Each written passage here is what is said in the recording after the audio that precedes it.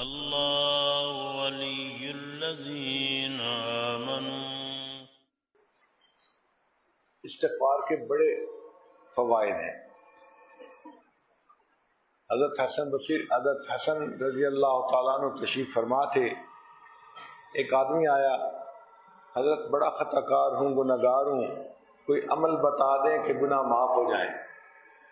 فرمایا استغفار کرو۔ ایک آدمی آیا، حضرت بارش نہیں ہوئی، کوئی عمل بتائیں۔ فرمایا استغفار کرو۔ ایک آدمی آیا، حضرت بڑا غریب ہوں، قرضے سر پہ چڑھ گئے ہیں، کوئی عمل بتائیں۔ فرمایا استغفار کرو۔ ایک آدمی آیا، بیٹا نہیں ہوتا، اولاد نرینہ کی تمنا ہے، کوئی عمل بتائیں۔ فرمایا استغفار کرو۔ ایک بندہ آیا کہ باغ ہے، جی چاہتا ہے کہ پھل زیادہ ہو، کوئی عمل بتائیں۔ فرمایا استغفار کرو۔ ایک بندہ آیا، جی دعا کیجئے میری زمین میں سے پانی نکل آئے۔ فرمایا استغفار کرو۔ اب جو بندہ بیٹھا تھا وہ حیران، حضرت آپ کے ہاتھ تو عجیب نسخہ لگ گیا، جو کوئی اپنا پرابلم لے کے آتا ہے ایک ہی جواب استغفار کرو، استغفار کرو۔ تو حسن رضی اللہ عنہ نے فرمایا کہ میں اپنی طرف سے نہیں بتا رہا، اللہ رب العزت نے قرآن مجید میں یہ نسخہ بتایا ہے۔ اللہ فرماتے ہیں استغفروا ربکم انہ کان غفارا، تو دیکھو بخشش کا وعدہ، یرسل السماء علیکم مدرارا، بارش برسائیں گے، ویمددکم باموال، اور اللہ تمہاری مدد کرے گا مال کے ذریعے سے، وبنین، اور بیٹوں کے ذریعے سے، ویجعل لکم جنات، اور اللہ تعالیٰ تمہیں باغ عطا فرمائے گا، ویجعل لکم انہارا، اور اللہ تعالیٰ تمہاری زمین سے پانی کے چشمے جاری فرما دے گا۔ تو قرآن مجید کی آیت ہے، آپ غور کریں، ہماری اکثر پریشانیاں انہی 4-5 نقطوں کے اندر ہوتی ہیں، تو ہمیں تو کوئی اور عمل کرنے کی ضرورت ہی نہیں ہے، صرف استغفار کرتے رہیں تو قرآن مجید کے مطابق ہماری پریشانیاں دور ہو جائیں۔ حدیث مبارکہ میں ہے قیامت کے دن جو انسان اپنے نامہ اعمال میں زیادہ استغفار پائے گا وہ بڑا خوش انسان ہوگا۔ تو ہمیں کثرت سے استغفار کرنی چاہیے۔ کتابوں میں ایک مزے کا واقعہ لکھا ہوا ہے کہ ایک مرتبہ امام احمد بن حنبل رحمۃ اللہ علیہ نے ایک دوسرے شہر جانا تھا، تو حضرت نے سوچا کہ مجھے کوئی ساتھی لے جانے کی تو ضرورت نہیں، میں خود ہی ایک چھوٹا سا سامان کا گٹھڑ باندھ لیتا ہوں اور سفر کر کے آ جاؤں گا، اس طرح کہ کسی کو پتہ بھی نہ چلے۔ یہ اکابرین چھپتے تھے کہ کسی کو پتہ ہی نہ چلے اور ہم کام کر کے آ جائیں۔ چنانچہ انہوں نے سامان لیا اور چل پڑے۔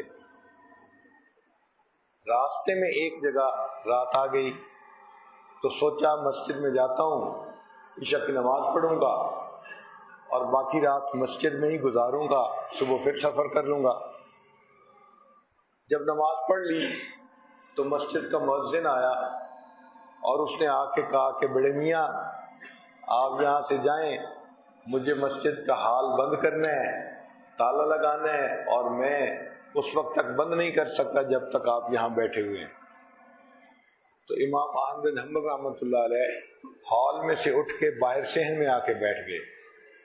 مؤذن نے پھر چیخنا شروع کر دیا، بڑے میاں آپ نے میری بات نہیں سنی، دیر ہو رہی ہے، مجھے مسجد کو بند کرنا ہے، آپ جائیں یہاں سے۔ اب امام صاحب کا دل چاہتا تھا کہ مسجد میں رات گزاریں۔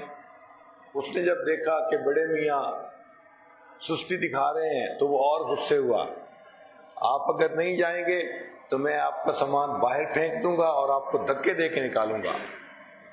جب مؤذن نے اس طرح سختی سے بات کی تو امام صاحب بڑے حیران، یا اللہ کیا آپ مجھ سے ناراض ہیں جو آپ کا بندہ مجھے آپ کے گھر میں بیٹھنے ہی نہیں دیتا، باہر نکال رہا ہے؟ تو امام صاحب مسجد سے باہر آ گئے، مؤذن نے تالا لگا دیا۔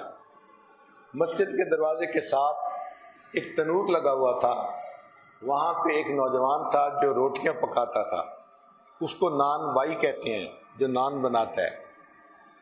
تو امام صاحب نے سوچا سردی ہے، میں کہیں اور جاؤں، اس سے بہتر ہے کہ اسی نان بائی کی دکان پہ اس کے ساتھ بیٹھ جاتا ہوں، یہاں پر وقت بھی گزر جائے گا اور میں فجر پڑھ کے یہاں سے پھر سفر شروع کروں گا۔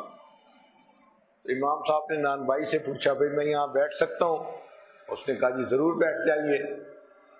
اب امام صاحب جب بیٹھ گئے، وہ اپنا روٹیاں پکاتا رہا، تو امام صاحب نے ایک عجیب بات دیکھی کہ وہ نوجوان آٹے سے پیڑے کا آٹا توڑتا تو استغفر اللہ پڑھتا، پھر اس کی روٹی بناتا، استغفر اللہ پڑھتا، پھر روٹی کو تنور کے اندر لگاتا، استغفر اللہ پڑھتا، پھر جب روٹی پکنے کے بعد باہر نکالتا تو استغفر اللہ۔ ہر سٹیپ پہ وہ استغفر اللہ پڑھتا جا رہا تھا۔ جب بہت دیر تک اس کو اس طرح استغفر اللہ پڑھتے دیکھا تو امام صاحب نے مسکرا کے اس کو دیکھا۔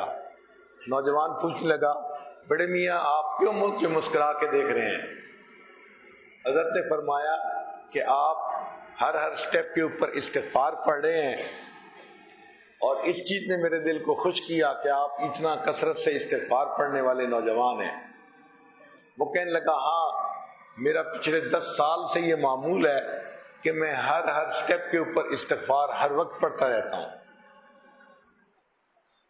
امام صاحب اور حیران ہوئے۔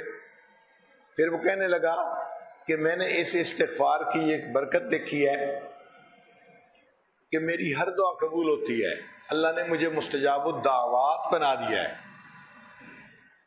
تو جب اس نے کہا کہ اللہ نے مجھے مستجاب الدعوات بنا دیا ہے، تو امام صاحب نے کہا کہ تیری ہر دعا قبول ہوتی ہے؟ وہ سوچ کے کہنے لگا ہاں ان 10 سالوں میں میری ہر دعا قبول ہوئی، البتہ ایک دعا ہے جو قبول ہونی باقی ہے۔ پوچھا کون سی؟